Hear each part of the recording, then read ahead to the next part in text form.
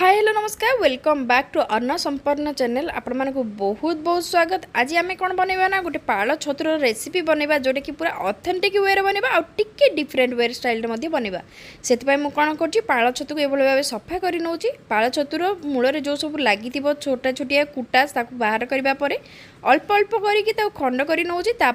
हलदी पानी बहुत भल भाव भिजेकी रखी नवा 10 ରୁ 15 मिनट हलदी पानी भिजेकी रखी नवा। आपन पाखे जदि समय थाए ताले हाफ एन आवर मध्य रखिपारे।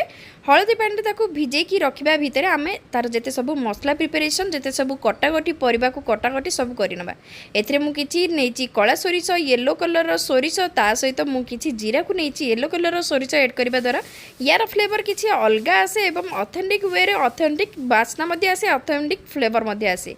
किछि रसुण अदा और अल्प किछि प्याज को देकी यार गोटे फाइन पेस्ट गोटे बनै नेली या को साइड रखि नवा।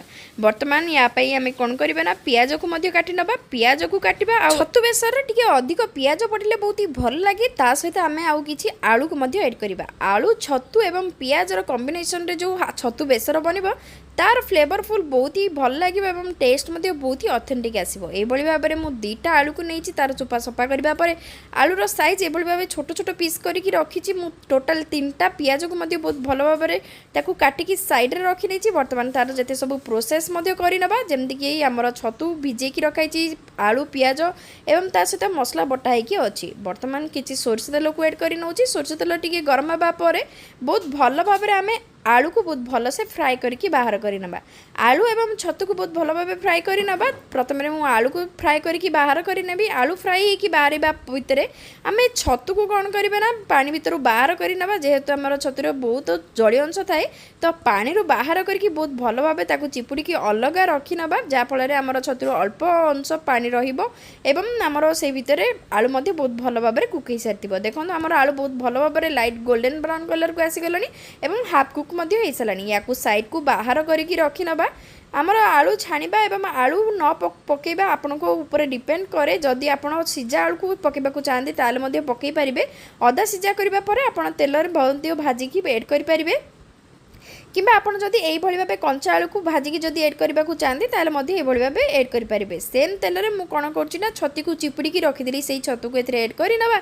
आ पाळ छतुर बास्ना मु आ आपण को कोन बा कहबी बहुत ही फ्लेवरफुल बहुत ही ऑथेंटिक फ्लेवर आसीबो।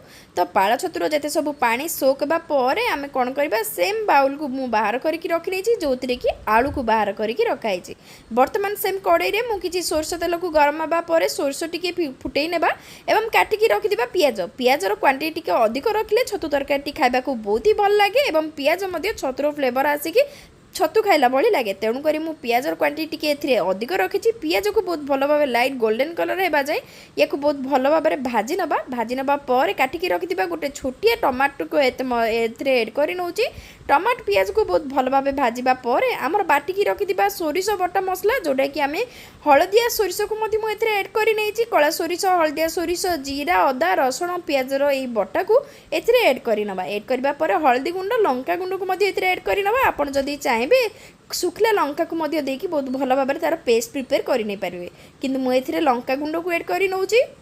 ऐड करबा परे बहुत भल भाव आमर मसला को कषि नबा। जेहेतु आमर सोरिष बटा तेणुक अधिक मसला को कषिले टिके पिता लगे। तेणुक आपड़ जदि मझे मझे अल्प टिके टिके पानी देकी या बहुत भल भाव कषिबे ताले आमर मसलार रस्मेल चली एवं बहुत भल भाव कषि एवं पिता भी लगेनि। मसला आमर बहुत भल भाव कषि होगा पर भाजिकी रखिथिबा छतु एवं आलू को एथरे ऐड करनबा एवं मसला सहित बहुत भल भाव या गोली नबा जहाँफल मसला एवं छतु आलू आमर बहुत भल भाव कोट हो मसला सहित आमर छतु आलू बहुत भल भाव भाजी हो। वर्तमान आम दरकार मुताबक ग्रेवीर दरकार मुताबक मुझे पानी को एथरे ऐड कर नउची। सब बेले गरम पानी को ऐड करबा को चाहिए। जेते बेले आमर गरम पानी को ऐड करा जाए तार टेम्परेचर मेंटेन होगी रुहे। जदि आप ठंडा पानी ऐड करेंगे ताले तार टेम्परेचर अधिक कम जीवो एवं ताकू पुणी थे गरम करने अधिक समय लगे। वर्तमान स्वाद अनुसार लुण को ऐड करबा पर स्वाद आमर दरकार मुताबक आमर ग्रेवी को ऐड करबा पर बहुत भल भाव में गोली नबा। लो टू मीडियम फ्लेम रे 5 ରୁ 10 मिनट पर्यंत या कुक हेबाई देवा। शेष में मुझे चिकेन मसला को ऐड कर नहीं। आपड़ जदि चाहिए जेकोसी मसला को ऐड करेंगे। जेहेतु चिकेन मसला शेष में किसी ऐड करने द्वारा यार फ्लेवर टेस्ट टिके बहुत भल हुए।